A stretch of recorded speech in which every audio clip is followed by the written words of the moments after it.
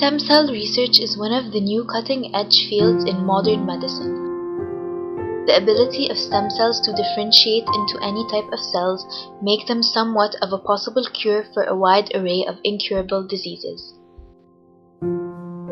There are three types of stem cells: embryonic stem cells, adult stem cells, and pluripotent stem cells. Of the three, embryonic stem cells have the greatest potential in that they can theoretically become any of the 220 cell types. Embryonic stem cells are derived from embryos created through in vitro fertilization. Once the egg is fertilized, it divides into a ball of cells. After 4 to 5 days, scientists remove the cells from the inner cell mass region. They are then transferred to a laboratory dish where they continue to grow and divide.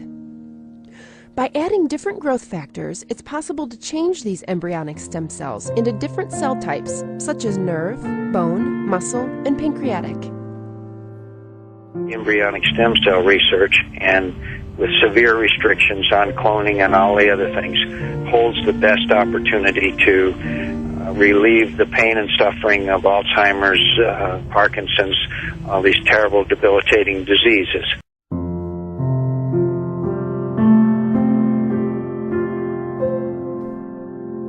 All she knows is that she doesn't want to be a paraplegic anymore. I would give everything I have to have that given back to me.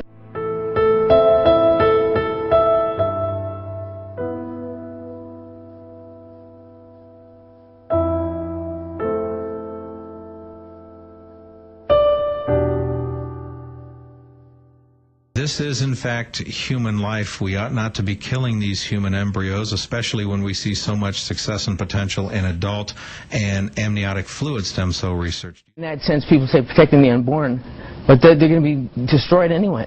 So let's use those cells to protect the unborn that are going to be born with diabetes, they're going to be born with a genetic predisposition to Alzheimer's or Parkinson's, or are going to be injured as children and have spinal cord injury.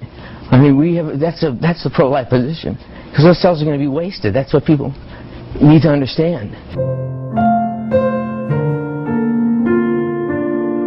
I also feel very strongly that these embryos are going to be either frozen in perpetuity or they're going to be discarded. I think that's an important part of this argument. Those are the stem cells that I support the research on. That no human life should be exploited or extinguished for the benefit of another.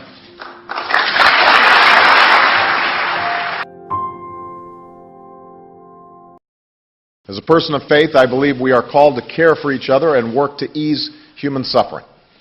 I believe we have been given the capacity and will to pursue this research, and the humanity and conscience to do so responsibly.